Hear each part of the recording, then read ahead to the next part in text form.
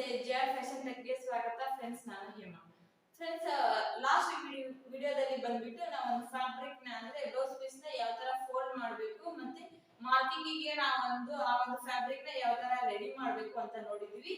So ಇವಾಗ ಆ ready ಮಾಡಿರುವಂತಹ ಬಟ್ಟೆ ಮೇಲೆ ಯಾವ ತರ ನಾವು ಬ್ಲೌಸ್ ಮಾರ್ಕಿಂಗ್ ನ ಶುರು ಮಾಡಬೇಕು ಅನ್ನುವಂತಹ ವಿಡಿಯೋನ ಹೇಳ್ತಾ ಇದ್ದೀನಿ. ಮೊದಲನೇದಾಗಿ ನಾನು ಬ್ಲೌಸ್ ಬ್ಯಾಕ್ ಪಾರ್ಟ್ ನ ಯಾವ ತರ ಮಾರ್ಕ್ ಮಾಡಬೇಕು ಅನ್ನುವಂತಹ ವಿಷಯನ ಹೇಳ್ತಾ ಇದ್ದೀನಿ.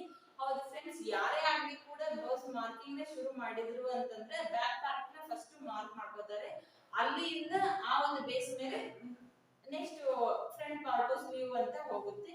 ಸೊ ಅದೇ ರೀತಿ ನಾವು ಕೂಡ ಇವಾಗ ಯಾವ ತರ ಬ್ಯಾಕ್ ಪಾರ್ಟ್ ನ ಮಾರ್ಕ್ ಮಾಡಿ ಕಟ್ ಮಾಡೋದು ಅನ್ನುವಂತಹ ವಿಡಿಯೋನ ಹೇಳ್ತಾ ಇದ್ದೀನಿ. ಸೊ ಬನ್ನಿ ಫ್ರೆಂಡ್ಸ್, ಆಗಿದ್ರೆ ವಿಡಿಯೋ ನೋಡ್ಕೊಂಡು ಬರೋಣ. ವಿಡಿಯೋ ಇಷ್ಟ ಆಗಿತ್ತು ಅಂತಂದ್ರೆ ದಯವಿಟ್ಟು ಮರೀದೆ ಲೈಕ್ ಮಾಡಿ, ಕಮೆಂಟ್ಸ್ ಮಾಡಿ. ಹಾಗೆ ನೀವು ಇನ್ನೂ ನನ್ನ ಚಾನೆಲ್ ನ ಸಬ್ಸ್ಕ್ರೈಬ್ ಆಗಿಲ್ಲ ಅಂತಂದ್ರೆ ಈ ಕೂಡಲೇ ನನ್ನ ಚಾನೆಲ್ ನ ಸಬ್ಸ್ಕ್ರೈಬ್ ಆಗಿ. ಆಗಿದ್ರೆ ಬನ್ನಿ ಫ್ರೆಂಡ್ಸ್, ವಿಡಿಯೋ ನೋಡ್ಕೊಂಡು ಬರೋಣ. ನೋಡಿ ಫ್ರೆಂಡ್ಸ್, ಇವಾಗ ಬ್ಲೌಸ್ ಮಾರ್ಕಿಂಗೋಸ್ಕರ ನಾನು ಈ ಥರ ಒಂದು ಬ್ಲೌಸ್ ಪೀಸ್ನ ತಗೊಂಡಿದ್ದೀನಿ. ಹಾಗೇನಿ ಮಾರ್ಕರು ಮತ್ತು ಸ್ವಲ್ಪ ಪಿನ್ಸು ಮತ್ತು ಸ್ಕೇಲು ಮತ್ತು ಇಂಚ್ ಟೇಪು, ಹಾಗೆಯೇ ಒಂದು ಫ್ರೆಂಚ್ ಕರ್ವ್ ಸ್ಕೇಲು ಮತ್ತು ಸೀಸರು, ಹಾಗೆಯೇ ಮೆಜರ್ಮೆಂಟ್ ಬ್ಲೌಸ್ನ ತಗೊಂಡಿದ್ದೀನಿ. ನೋಡಿ ಫ್ರೆಂಡ್ಸ್, ನಾವು ಇವಾಗ ಮಾರ್ಕಿಂಗೋಸ್ಕರ ಅಂತ ಈ ಥರ ಬ್ಲೌಸ್ ಪೀಸ್ನ ರೆಡಿ ಮಾಡಿ ಇಟ್ಕೊಂಡಿದ್ದೀವಿ. ಎಲ್ಲದಕ್ಕಿಂತ ಮುಖ್ಯವಾಗಿ ಮೊದಲಿಗೆ ನಾವು ಏನು ಮಾಡಬೇಕು ಅಂದರೆ ಇಲ್ಲಿ ಬಾಟಮಲ್ಲಿ ಒಂದು 1/2 ಇಂಚ್ ಗ್ಯಾಪ್ಗೆ ನಾವು ಇದನ್ನು ಕಟ್ ಮಾಡಿಬಿಟ್ಟು ಅದನ್ನು ಸ್ಟ್ರೈಟ್ ಮಾಡ್ಕೋಬೇಕು. ಏನಕ್ಕೆ ಅಂತಂದರೆ ಫ್ರಂಟು ಬ್ಯಾಕು ಫ್ಯಾಬ್ರಿಕ್ಕು ಸ್ವಲ್ಪ ವೇರಿಯೇಷನ್ಸ್ ಇರುತ್ತಲ್ಲ, ಹಾಗಾಗಿ ನಾವು ಇದನ್ನು ಫಸ್ಟು ಟ್ರಿಮ್ ಮಾಡ್ಕೊಂಡ್ಬಿಟ್ಟು ಲೆವೆಲ್ ಮಾಡ್ಕೋಬೇಕು. ಈ ಥರ ಯಾವುದೇ ಬಟ್ಟೆ ಇದ್ರೂ ನಾವು ಬಾಟಮಲ್ಲಿ ಈ ಥರ ಎರಡು ಬಟ್ಟೆನ ಲೆವೆಲ್ ಮಾಡ್ಕೊಂಡು ತೆಗಿಬಿಡಬೇಕು ಅಷ್ಟೇ ಫ್ರೆಂಡ್ಸ್. ಸೊ ಇದೆಲ್ಲ ಮುಗಿದಾದ್ಮೇಲೆ ನೆಕ್ಸ್ಟ್ ನಾವೇನು ಮಾಡಬೇಕು, ಇಲ್ಲಿ ಬಾಟಮಿಂದ 1 ಇಂಚನ್ನ ಮೇಲಕ್ಕೆ ಈ ಥರ ನಾವು ಮಾರ್ಕ್ನ ಮಾಡ್ಕೋಬೇಕು. ಮಾಡಿಕೊಂಡು ಒಂದು ಸ್ಟ್ರೇಟ್ ಲೈನ್ನ ಹಾಕೊಂಡ್ಬಿಡಿ. ಏನಕ್ಕೆ ಅಂದರೆ ಬಿಗಿನರ್ಸ್ಗೆ ಫ್ರಂಟ್ ಪಾರ್ಟು ಮತ್ತು ಬ್ಯಾಕ್ ಪಾರ್ಟಲ್ಲಿ ಸ್ವಲ್ಪ ಸ್ಟಿಚಿಂಗ್ ಮಾಡಬೇಕಾದ್ರೆ ಏನಾದರೂ ವೇರಿಯೇಷನ್ ಆಯಿತು ಅಂತಂದರೆ ಈ 1 ಇಂಚು ನಮಗೆ ಅವಾಗ ಹೆಲ್ಪ್ ಆಗುತ್ತೆ. ಸೊ ಈ 1 ಇಂಚು ನಾವೇನೇ ಮಾರ್ಕಿಂಗ್ನ ಮಾಡಿದ್ರೂ ಸಹ ಈ 1 ಇಂಚನ್ನ ಬಿಟ್ಬಿಟ್ಟೇ ಮಾರ್ಕ್ ಮಾಡಬೇಕು. ಸೊ ಇದನ್ನು ಲೆಕ್ಕಕ್ಕೆ ಇಟ್ಕೊಳ್ಳೋದಿಲ್ಲ, ಈ ಥರ ಫೋಲ್ಡ್ ಮಾಡಿ ಸ್ಟಿಚ್ ಮಾಡ್ತೀವಿ. ಸೊ ಇವಾಗ ನಾವು ಫಸ್ಟಿಗೆ ಏನು ಮಾಡಬೇಕು ಅಂತಂದರೆ ಬ್ಲೌಸ್ ಲೆಂತ್ನ ಚೆಕ್ ಮಾಡ್ಕೋಬೇಕು. ಹೇಗೆ ಅಂತಂದರೆ ಇಲ್ಲಿ ಶೋಲ್ಡರ್ ಪಾಯಿಂಟ್ ಇರುತ್ತೆ ನೋಡಿ, ಅಲ್ಲಿಂದ ಟೇಪ್ನ ಈ ಥರ ಕರೆಕ್ಟಾಗಿ ಹೋಲ್ಡ್ ಮಾಡಿಬಿಟ್ಟು ಬಾಟಮ್ವರೆಗೂ ನೀವು ಸ್ವಲ್ಪ ಕರೆಕ್ಟಾಗಿ ಅದನ್ನು ಜಗ್ಬಿಟ್ಟು ತಗೋಬೇಕು ಮೆಜರ್ಮೆಂಟ್ನ. ನೋಡಿ ಇದು 15 ಇಂಚ್ ಬಂದಿದೆ ಕರೆಕ್ಟಾಗಿ.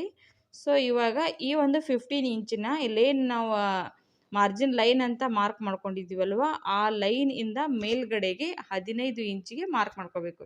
ಸೊ ನೀವು ಇದನ್ನು ಇಲ್ಲಿ ಕೂಡ ಮಾರ್ಕ್ ಮಾಡ್ಕೋಬೋದು, ಹಾಗೆಯೇ ಇಲ್ಲಿ ಎಲ್ಲಿ ಬೇಕಾದರೂ ನಿಮಗೆ ಲೆಂತನ್ನು ನೀವು ಇದನ್ನು ಮಾರ್ಕ್ ಮಾಡ್ಕೋಬಹುದು.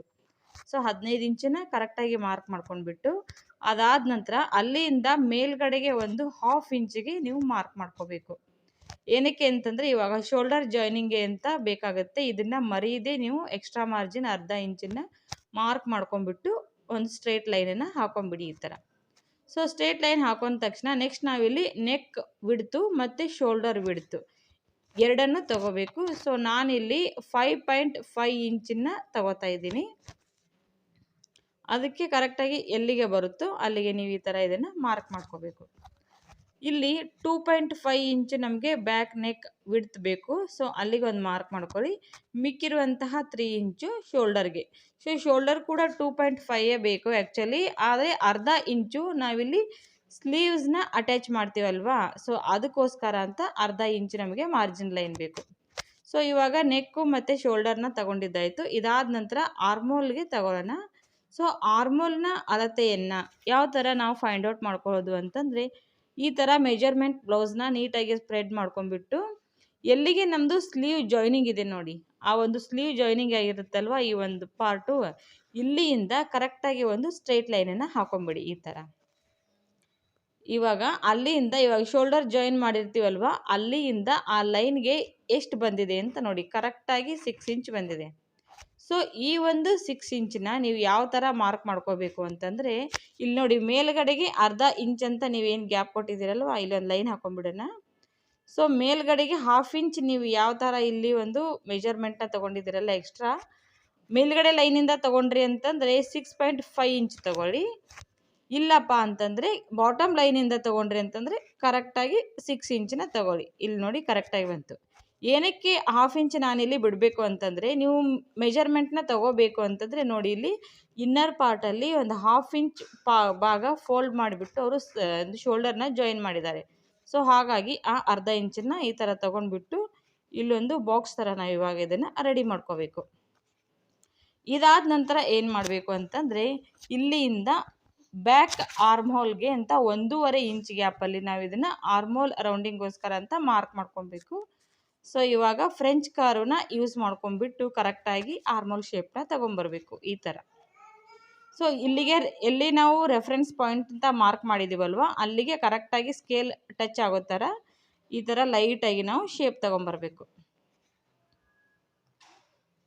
ಹೀಗೆ. ಸೊ ನೋಡಿ, ಇವಾಗ ಇದು ಫಿನಿಶ್ ಆಯಿತು.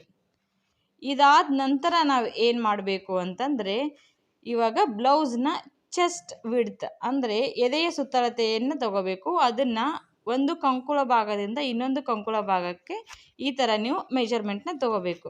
ಸೊ ಇಲ್ಲಿ ತಗೋಬೇಕು ಅಂತಂದರೆ ನೋಡಿ, ಹೋಲ್ಡ್ ಮಾಡಬೇಕಾದ್ರೆ ಯಾವ ಥರ ಇದನ್ನು ಹಿಡಿದ್ಬಿಟ್ಟು ನೋಡಿ ಈ ಥರ ಸ್ವಲ್ಪ ಜಗ್ಬೇಕು. ಆ್ಯಸ್ ಇಟ್ ಈಸ್ ಬ್ಲೌಸ್ ಹೇಗಿದೆಯೋ ಅದ್ರ ಮೇಲೇ ಇಟ್ಬಿಟ್ಟು ನೀವು ಮೆಜರ್ಮೆಂಟ್ ತೊಗೋಬಾರ್ದು. ಟೇಪನ್ನು ಆ ಒಂದು ಬ್ಲೌಸ್ ಮೇಲೆ ಹಿಡಿದ್ಬಿಟ್ಟು ಈ ಥರ ಕರೆಕ್ಟಾಗಿ ಜಗ್ಗಿ ಹಿಡಿಬೇಕು. ಕರೆಕ್ಟಾಗಿ ನಮಗೆ 19 ಇಂಚ್ ಬಂದಿದೆ. ಸೊ 19 ಇಂಚರಲ್ಲಿ ನಾವು ಅರ್ಧ ಭಾಗವನ್ನು ತಗೋಬೇಕು. ಸೊ 19 ಇಂಚಿಗೆ ಅರ್ಧ ಭಾಗವನ್ನು ನಾವು ತಗೊಂಡ್ಕೊಂಡ್ವಿ ಅಂತಂದರೆ 9.5 ಬರುತ್ತೆ. ಸೊ ಕರೆಕ್ಟಾಗಿ ಆ ಒಂದು 9.5 ಎಲ್ಲಿಗೆ ಬರುತ್ತೋ ಅಲ್ಲಿಗೆ ನೀವು ಮಾರ್ಕ್ ಮಾಡ್ಕೋಬೇಕು. ಅದಾದ ನಂತರ ವೇಸ್ಟ್ ವಿಡ್ತನ್ನ ತಗೋಬೇಕು, ಅಂದರೆ ಸೊಂಟದ ಭಾಗದ ಸುತ್ತಳತೆ ತಗೊಂಡ್ಬಿಟ್ಟು 1 ಇಂಚಿನ ಅದಕ್ಕೆ ಎಕ್ಸ್ಟ್ರಾ ಆ್ಯಡ್ ಮಾಡ್ಕೋಬೇಕು. ಸೊ ಇವಾಗ ನಮಗೆ ಬಂದಿರುವಂತಹ ವೇಸ್ಟ್ ಅಳತೆಯಲ್ಲಿ ಅರ್ಧವನ್ನು ತಗೋಬೇಕು. ಬಂದಿರುವ ಅಳತೆ 16 ಇಂಚ್ ಇದೆ, ಅದರಲ್ಲಿ ಅರ್ಧ ಅಂದರೆ 8 ಇಂಚು.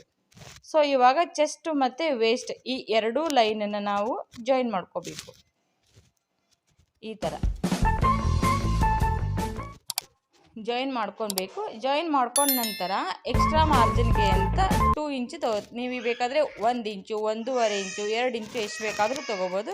ಬಟ್ ಬಿಗಿನರ್ಸ್ ಆಗಿದ್ದವರು 2 ಇಂಚನ್ನ ತೊಗೊಳ್ಳೋದು ತುಂಬಾ ಒಳ್ಳೆಯದು, ಯಾಕಂದರೆ ಸ್ಟಿಚಿಂಗ್ ಟೈಮಲ್ಲಿ ನಮಗೆ ಫ್ಯಾಬ್ರಿಕ್ ಬೇಕಾಗುತ್ತೆ. ಸೊ ಹಾಗಾಗಿ ನಾವು ಒಂದು ಎಕ್ಸ್ಟ್ರಾ ಫ್ಯಾಬ್ರಿಕ್ನ ಮುಂಚೆನೇ ಮಾರ್ಕ್ ಮಾಡೋದು ತುಂಬ ಒಳ್ಳೆಯದು. ಇವಾಗ ಟಾಪಲ್ಲಿ ತೊಗೊಂಡಿರುವಂಥ ಅದೇ 2 ಇಂಚಿನ ಬಾಟಮಲ್ಲಿ ಕೂಡ ಈ ಥರ ತೊಗೊಂಡ್ಬಿಟ್ಟು ಇಲ್ಲಿ ಒಂದು ಲೈನ್ ಹಾಕಿಬಿಟ್ಟು ಎರಡೂನ್ನ ಜಾಯಿನ್ ಮಾಡೋಣ ಈ ಥರ. ನೋಡಿ ಫ್ರೆಂಡ್ಸ್, ಇವಾಗ ಮ್ಯಾಕ್ಸಿಮಮ್ ಎಲ್ಲ ಮುಗೀತು. ಇವಾಗ ಏನು ಮಾಡಬೇಕು ಅಂದರೆ ಬ್ಯಾಕ್ ನೆಕ್ ಲೆಂತ್ ಎಷ್ಟಿದೆ ಅಂತ ಚೆಕ್ ಮಾಡೋಣ. ಫಸ್ಟ್ ಈ ಥರ ಬ್ಲೌಸ್ನ ಸ್ಪ್ರೆಡ್ ಮಾಡಿಬಿಟ್ಟು ನೋಡಿ, ಇಲ್ಲೇನು ಪಾಯಿಂಟ್ ಇದೆ ಅಲ್ವಾ, ಅಲ್ಲಿವರೆಗೂ ಒಂದು ಸ್ಟ್ರೈಟ್ ಲೈನ್ನ ಹಾಕೊಳ್ಳಿ. ಇದು ನೀವು ಮೆಜರ್ಮೆಂಟ್ ಬ್ಲೌಸ್ನ ಇಟ್ಕೊಂಡ್ಬಿಟ್ಟು ಯಾವ ಥರ ತೊಗೊಳ್ಬೇಕು ಅಂತ ಅಳತೆನ ಹೇಳ್ತಾ ಇದ್ದೀನಿ. ಸೊ ಇಲ್ಲಿಂದ ಸ್ಟ್ರೇಟಾಗಿ ನೀವು ಟೇಪ್ನ ಹೋಲ್ಡ್ ಮಾಡಿಬಿಟ್ಟು ತೊಗೋಬೋದು. ಸೊ ಇದು 9.5 ಬಂದಿದೆ. ಸೊ ಏನಕ್ಕೆ ಅಂದರೆ ಇದು ವಿ ಶೇಪ್ ನೆಕ್ ಆಗಿರೋದ್ರಿಂದ ನಮಗೆ ಅರ್ಧ ಇಂಚ್ ಜಾಸ್ತಿ ತೊಗೊಂಡಿದ್ದೀವಿ. ಸೊ ಇಲ್ಲಿ ನಾನು 9 ಇಂಚನ್ನ ಮಾತ್ರ ತೊಗೋತಾ ಇದ್ದೀನಿ. ಸೊ ಶೋಲ್ಡರ್ ಲೈನಿಂದ ಇವಾಗ ಏನು ಮೇಲ್ಗಡೆ ಜಾಯಿನ್ ಇರುತ್ತಲ್ವ, ಆ ಒಂದು ಲೈನ್ ಬಿಟ್ಟು ಸೆಕೆಂಡ್ ಲೈನಿಂದ 9 ಇಂಚಿಗೆ ಮಾರ್ಕ್ ಮಾಡ್ಕೊಂಡ್ಬಿಟ್ಟು ಬಾಟಮಲ್ಲಿ ಕೂಡ 2.5 ಒಂದು ವಿಡ್ತಲ್ಲಿ ನೀವು ಇದನ್ನು ಮಾರ್ಕ್ ಮಾಡ್ಕೊಂಬಿಡಿ. ಮಾರ್ಕ್ ಮಾಡ್ಕೊಂಡ್ಬಿಟ್ಟು ನೋಡಿ, ಇಲ್ಲಿ ಕೂಡ 2.5 ಇದೆ, ಅದೇ ಅಳತೆಯನ್ನು ನಾವು ಕೆಳಗಡೆ ತೊಗೊಂಡಿದ್ದೀವಿ. ಸೊ ಹಾಗೇ ಇಲ್ಲೊಂದು ಬಾಕ್ಸ್ ಥರ ಇದನ್ನು ರೆಡಿ ಮಾಡ್ಕೊಂಬಿಡಿ.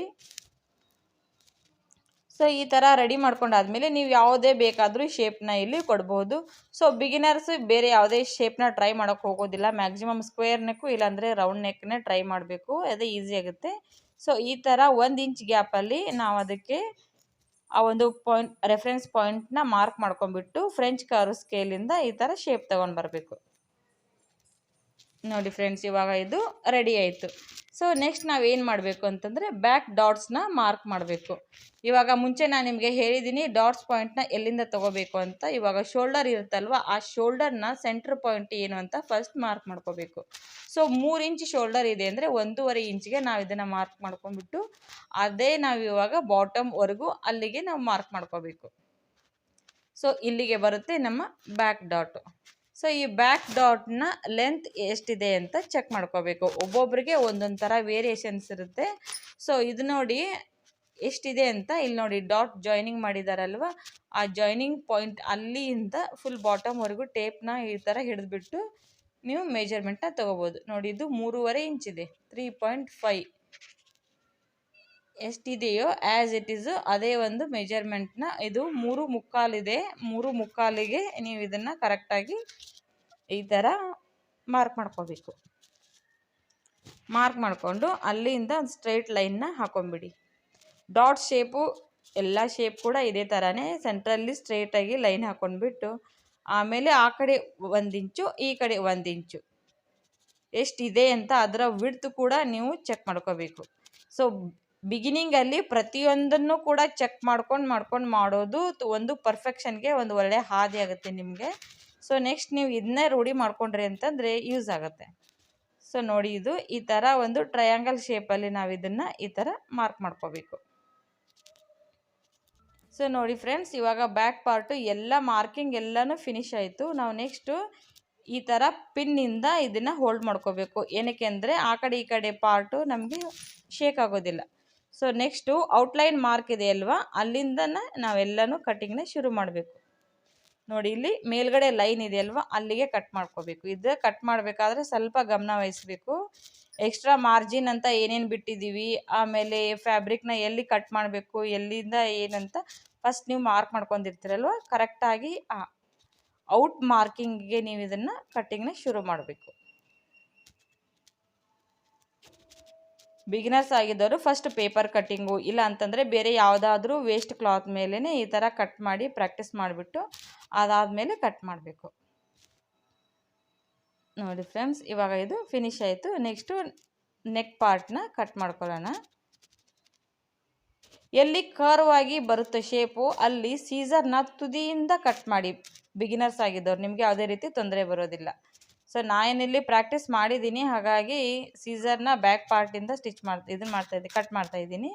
ಸೊ ಬಿಗಿನರ್ಸು ಆ ಒಂದು ಸೀಸರ್ ಫ್ರಂಟ್ ಪಾರ್ಟ್ ಇರುತ್ತಲ್ಲ ಅಲ್ಲಿಂದ ಕಟ್ ಮಾಡಿ. ನೋಡಿ ಫ್ರೆಂಡ್ಸ್, ಈ ಥರ ರೆಡಿ ಆಯ್ತು ಇವಾಗ ಬ್ಯಾಕ್ ಪಾರ್ಟು. ಸೊ ಈ ವಿಡಿಯೋ ನಿಮಗೂ ಕೂಡ ಇಷ್ಟ ಆಗಿದೆ ಅಂತ ತಿಳ್ಕೊತೀನಿ. ಏನಾದರೂ ಕನ್ಫ್ಯೂಷನ್ಸ್ ಇದ್ದರೆ ದಯವಿಟ್ಟು ಕಮೆಂಟ್ಸ್ ಮಾಡಿ, ಹಾಗಿದ್ದರೆ ಲೈಕ್ ಮಾಡಿ, ಮತ್ತು ಮರೀದೆ ನನ್ನ ಚಾನಲ್ನ ಸಬ್ಸ್ಕ್ರೈಬ್ ಮಾಡಿ. Thank you for watching.